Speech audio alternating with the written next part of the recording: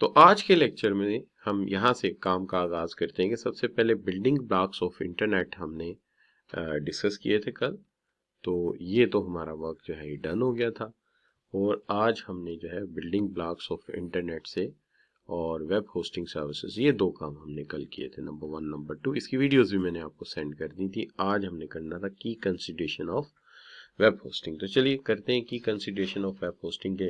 Web hosting के लिए हम किस तरह की जो है वो कंसिडरेशंस रखते हैं। सबसे पहले तो किसी भी कंपनी को वेब होस्टिंग के लिए आगे बढ़ने के लिए जिस चीज़ का ख्याल रखना चाहिए वो ये रखना चाहिए कि उनका फ्यूचर प्लान क्या है। क्योंकि आप जानते हैं कि companies with the time to time कई नए प्रोडक्ट्स लॉन्च करती हैं। फिर जो प्रोडक्ट्स लॉन्च हुए होते हैं उनके अंदर भी कई पोटेंशियल ग्रोथ नज़र आती है उन्हें। तो ऐसी सूरत में कस्टमर बेस बढ़ती है, यानी कस्टमर्स की तादाद बढ़ जाती है। और जब कस्टमर्स की तादाद बढ़ जाती है तो अल्टीमेटली वेब एक्सेस की ज़रूरत भी बढ़ जाती है, यानी वेबसाइट्स तक रसाई करने वाले लोगों की तादाद में भी इजाफा हो जाता है। तो कंपनी को अपना फैसला करने के लिए इन चीज़ों को पेश नज़र रखना चाहिए कि आने वाले दौर में उनका फ्यूचर प्लान क्या है। फ्यूचर प्लान के हवाले से मैंने दो बातें की कि क्या उन्हें आने वाले दौर में कुछ नए प्रोडक्ट्स लॉन्च करने पड़ेंगे, और दूसरी बात यह है कि जो प्रोडक्ट लॉन्च्ड हैं क्या उनकी कस्टमर बेस यानी नंबर ऑफ कस्टमर्स बढ़ेंगे। तो ऐसी सूरत को पेश नज़र रखते हुए उन्हें अपनी वेब होस्टिंग पॉलिसी या वेब होस्टिंग स्ट्रेटेजी को मैनेज करना चाहिए। हिकमत अमली वो अडॉप्ट करनी चाहिए जो मुस्तकबिल में उनके लिए ज़्यादा कारगर हो सके, ज़्यादा मुस्तैदी के साथ उनके प्रोडक्ट्स को आगे बढ़ा सके और उनके बिजनेस प्लान के साथ जो है वो कोहेरेंट हो, यानी उनके बिजनेस प्लान के साथ हम आहंगी हासिल करें। अब जहां तक सवाल है, सबसे पहली चीज तो ये आती है कि आपके वेब को कितने लोगों ने एक्सेस करना है।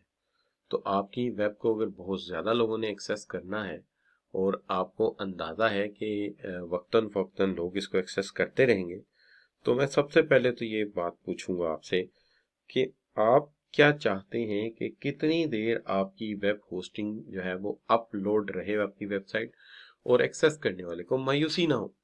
देखिए हर कंपनी यही, मैं अपनी बात को इस तरह बदलता हूँ कि आपको समझाने के लिए आसान करता हूँ कि देखिए हर कंपनी की ये ख्वाहिश होती है कि जो वो वेबसाइट लॉन्च करें वो वेबसाइट हर वक्त दस्तयाब हो।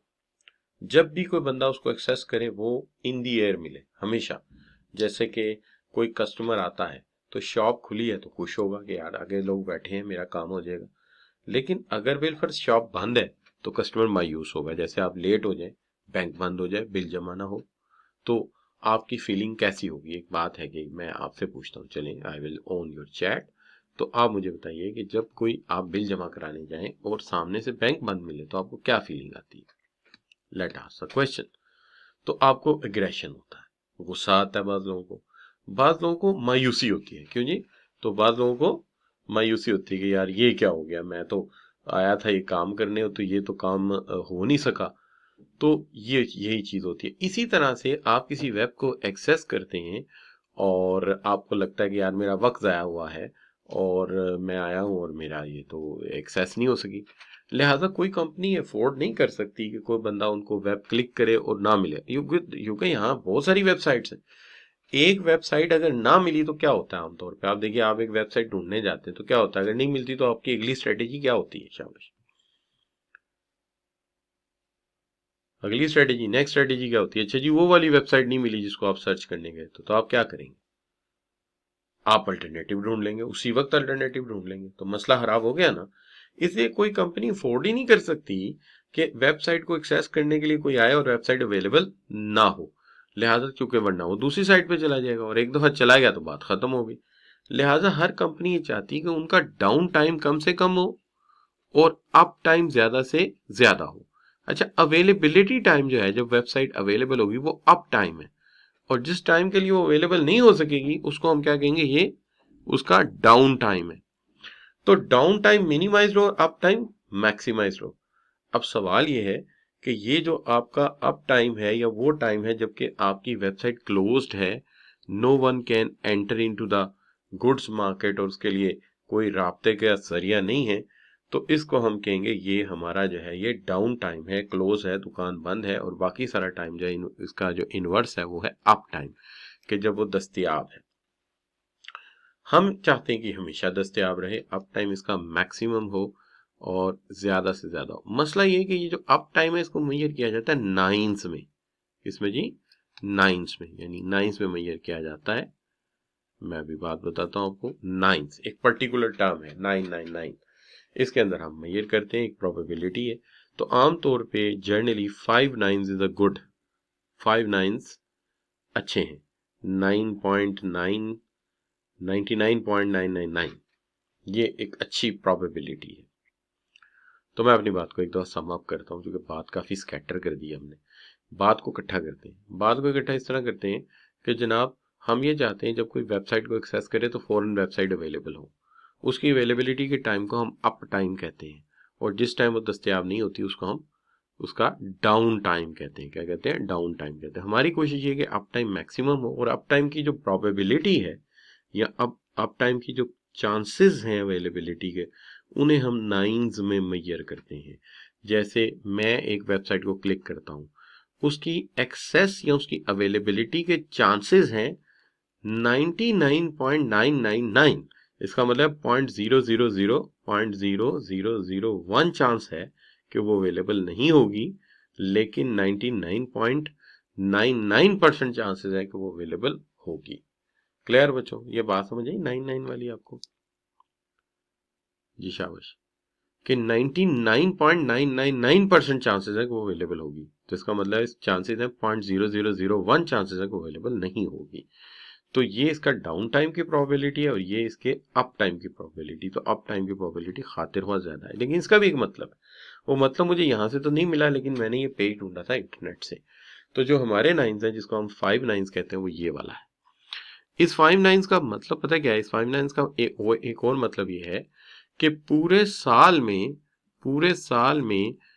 5 यानी 5.26 मिनट्स, 5.5 मिनट चांसेस है पूरे साल में, 365 डेज ऑफ द ईयर के दस्तयाब नहीं होगी।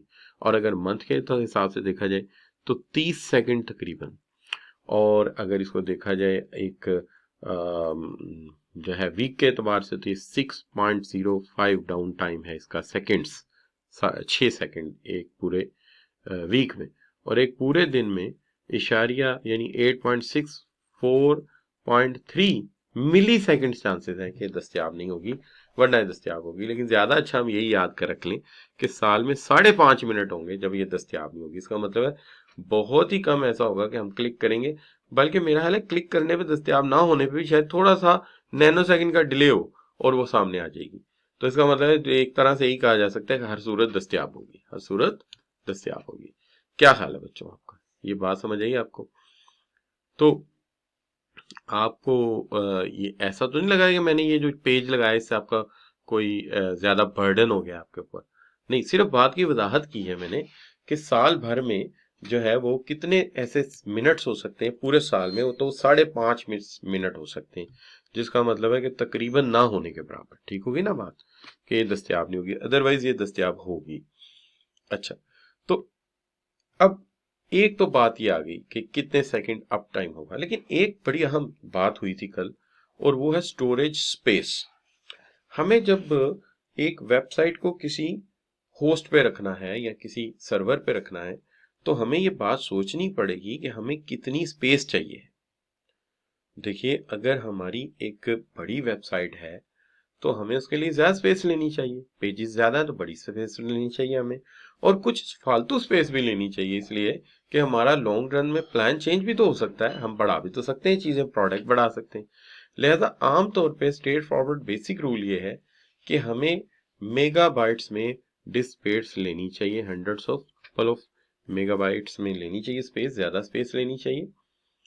अच्छा, स्पेस अगर ज्यादा होगी तो हम इसको इजीली रन कर सकेंगे, ठीक है, और अकोमोडेट कर सकेंगे अपनी कैटलॉग को, अपने प्रोडक्ट्स को, उनकी पिक्चर्स को, उनके टेक्निकल मैनुअल्स को, ताकि हमारे पास स्पेस ज्यादा हो। भाई 4 प्रोडक्ट हैं, 4 प्रोडक्ट के मैनुअल तो साथ देने ना, वो तो अपलोड करेंगे आप।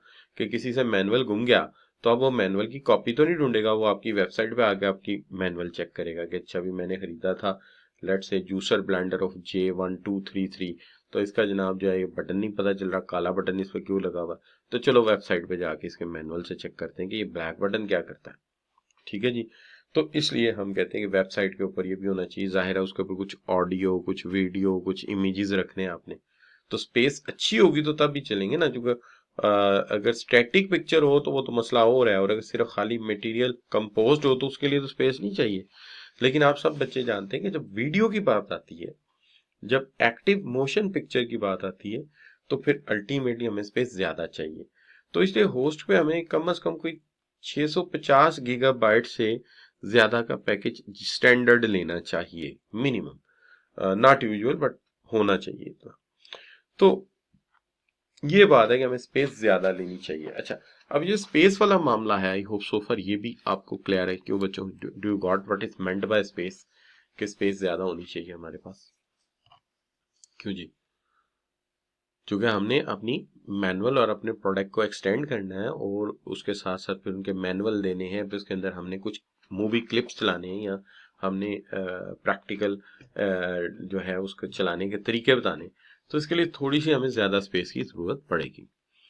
अब एक चीज और है, देखिए, अगर तो ये वेबसाइट सिर्फ इंफॉर्मेशनल होती फिर तो बात और थी।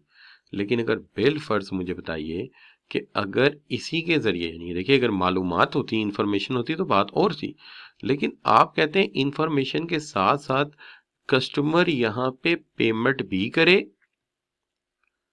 बाय क्रेडिट कार्ड, और वो पेमेंट जो है वो मेरे बैंक में आए, तो फिर चीज रिलीज हो जाए। अब देखिए, अगर आपकी वेबसाइट जो है वो कैशियर का काम भी कर रही है, पैसे भी वसूल कर रही है, तो ये एक इजाफी फीचर है। इसके साथ जैसे ही आपने ये फीचर ऐड कराया तो एक इंडस्ट्री और इन्वॉल्व हो गई। और वो कौन सी इंडस्ट्री है शाबाश? जिसके जरिए पैसे लिए और दिए जाएंगे। शाबाश, आपके ज़हन में कौन सी इंडस्ट्री आ रही है? बैंकिंग। तो इसके अंदर बैंकिंग का मामला इन्वॉल्व हो गया। अब जब बैंकिंग का मामला इन्वॉल्व हो गया है, तो आपको नहीं लगता कि ये आम वेबसाइट से इसे सिक्योरिटी की ज्यादा जरूरत पड़ेगी? क्या ख्याल है बच्चों?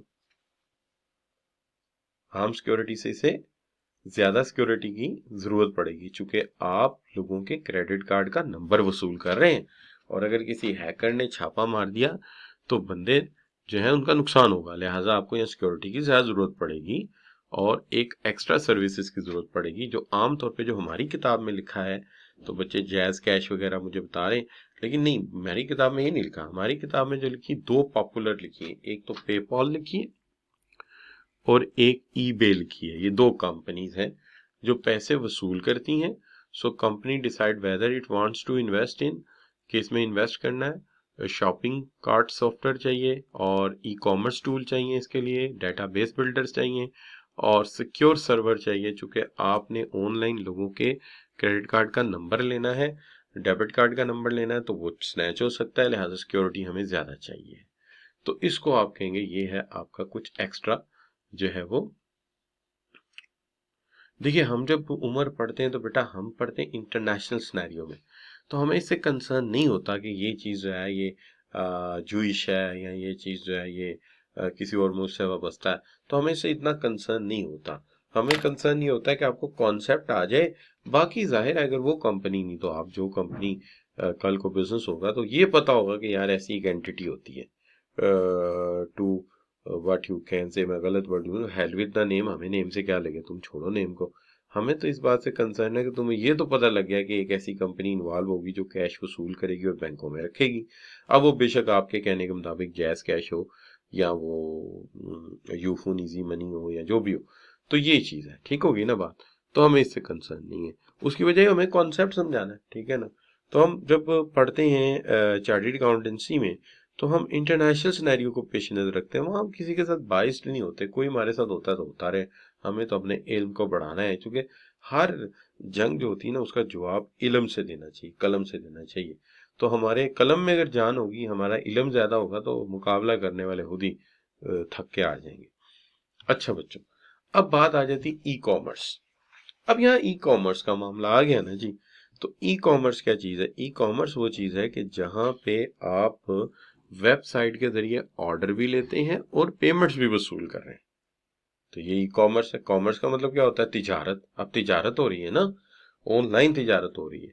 तो लिहाजा यहाँ पे पेपॉल या ईबे शामिल हो सकती है या कोई और कंपनी हो सकती है जिसको हम इस्तेमाल कर सकते हैं कि हमारी पेमेंट ले, हमारे बैंक में ट्रांसफर करे। और ऐसी सूरत में हमें जो है इन सॉफ्टवेयर की जरूरत पड़ेगी जो ई कॉमर्स से वाबस्ता है, जिनका अभी मैंने जिक्र किया था पॉइंट टू पॉइंट, तो ये सारे आ जाएंगे इसके अंदर। अच्छा बच्चों, तो एक चीज तो ये होगी, लेकिन अब यहाँ पे आके हमें आप लोगों से एक दफा फिर राय लेनी पड़ेगी कि क्या यहाँ डोमेन जो है वो इस तरह से होती है कि एक जनरल डोमेन होती है। जैसे फर्ज कीजिए कि किसी ने वेबसाइट बनाई है, पंजाब यूनिवर्सिटी ने वेबसाइट बनाई है, तो पंजाब यूनिवर्सिटी की वेबसाइट जो है उसके पास गालिबन कोई 52 डिफरेंट डिपार्टमेंट है, 52 के करीब है ना जी। तो 52 डिफरेंट डिपार्टमेंट्स हैं, तो एक डिपार्टमेंट के सिर्फ मैं 5 पेजेस लेता हूं ना, अगर 5 पेजेस फॉर ईच डिपार्टमेंट, तो आप ये कह सकते हैं कि सर ये तो बन जाएंगे आपके अराउंड कोई 300 पेजेस बन जाएंगे हमारे, है ना जी। तो 300 के करीब पेजेस बन जाएंगे एक वेबसाइट के।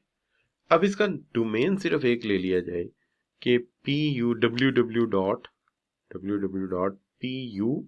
मैं पीयू बड़ा लिख रहा हूं ताकि आपको व्यू ज्यादा अच्छा हो, pu.education.pk। तो 300 पेज के लिए एक एड्रेस, ये तो ऐसे ही होगा जैसे कि एक बड़े टाउन के लिए आपने एक ही मेल बॉक्स रखा हो कि सब 5000 घरों की एलोकेशन है अंदर, या 300 घरों की एलोकेशन है, लेटर बॉक्स एक ही है जिसमें सबके खत आ रहे हैं। तो इस तरह तो लेटर बॉक्स बढ़ जाएगा और पता ही नहीं चलेगा किसकी मेल आ रही है। लिहाजा हमें अंदर से हर घर को अलहदा नंबर देना पड़ेगा, ठीक है ना।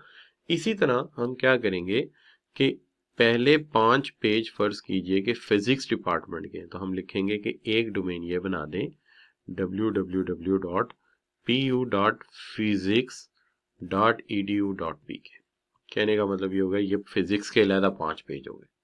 हालांकि वो जनरल डोमेन भी रहेगी, इकट्ठी भी रहेगी 300 पेजेस की, लेकिन इन 5 पेज के लिए अलहदा कर लेते हैं।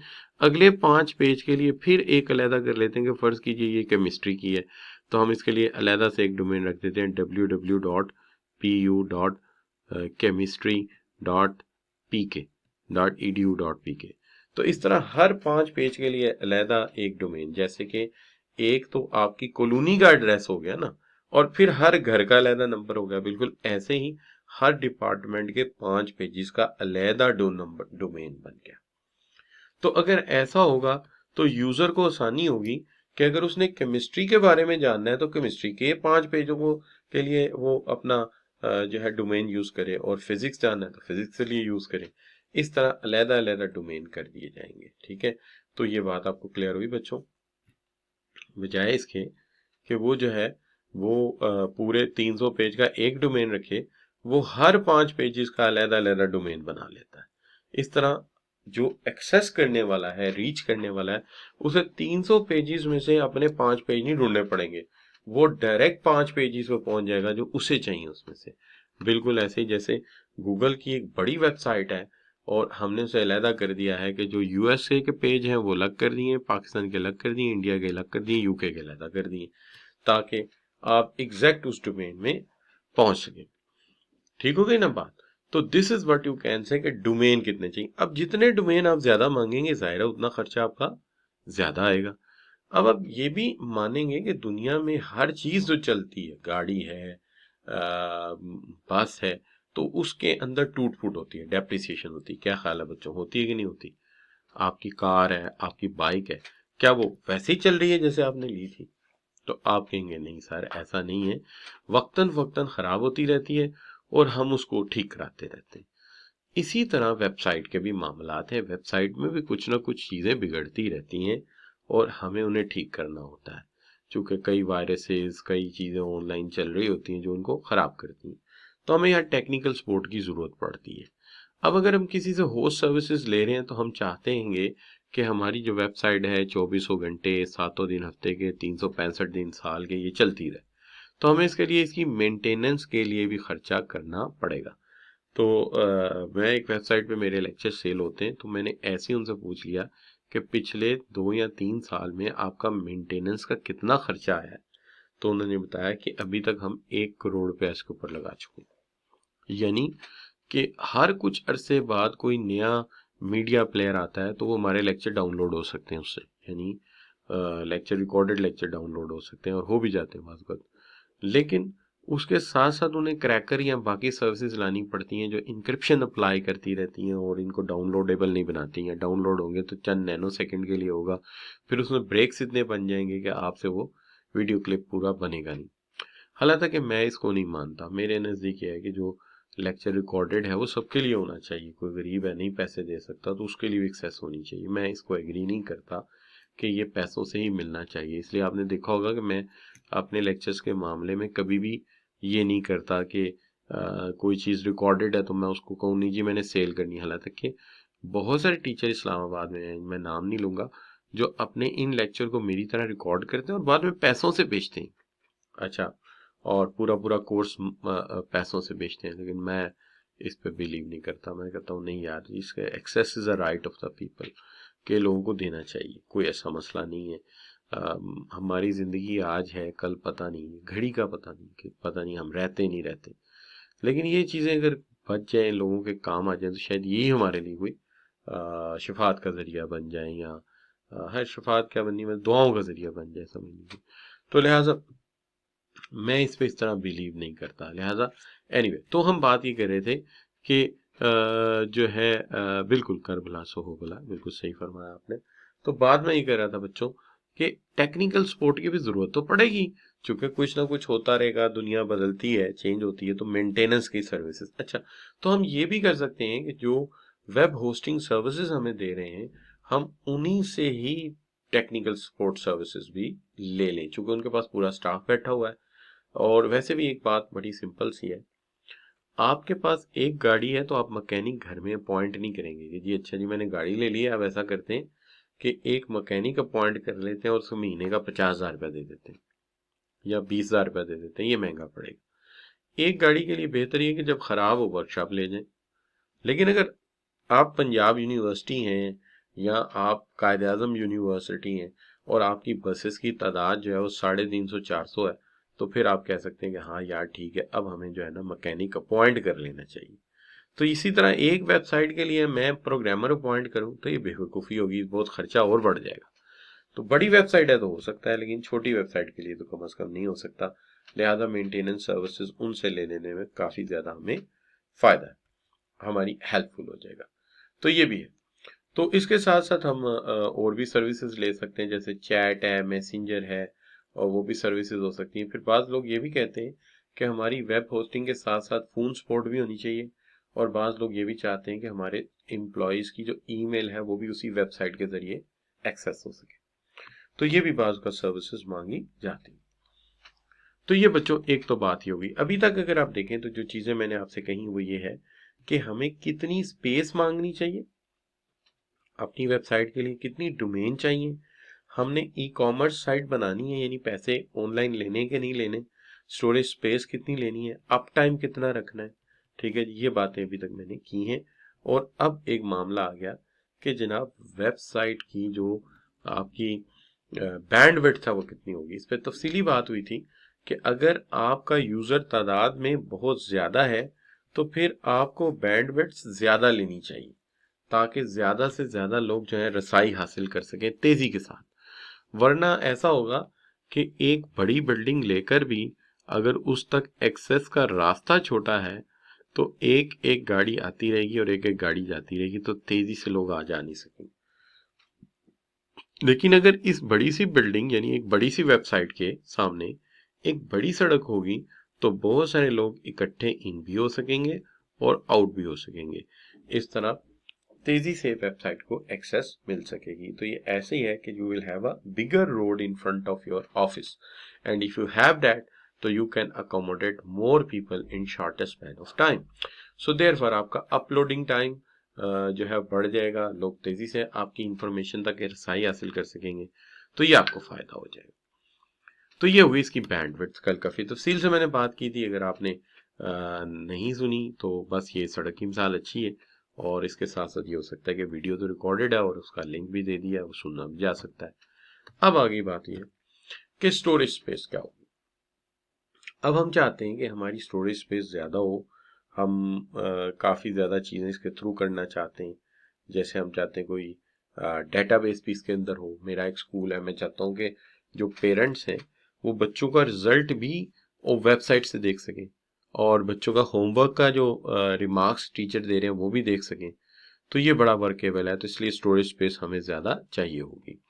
अच्छा, अब इसी अंदर मैं अक्सर सजेस्ट करता हूँ, जैसे आपका कॉलेज है तो इसके अंदर भी हमने फ्यूचर में ही सोच रखा है, बल्कि चंद दिन में ये हो जाएगा कि आपके पेरेंट्स जो हैं उनको हम एक सीक्रेट कोड देंगे या एक पासवर्ड देंगे, वहां से वो एक्सेस करेंगे, तो आपकी सारी मालूमात उनके सामने आ जाया करेगी। टेस्ट दिया था, नहीं दिया था, टेस्ट में पेयर हुए थे, स्कोर क्या आया था।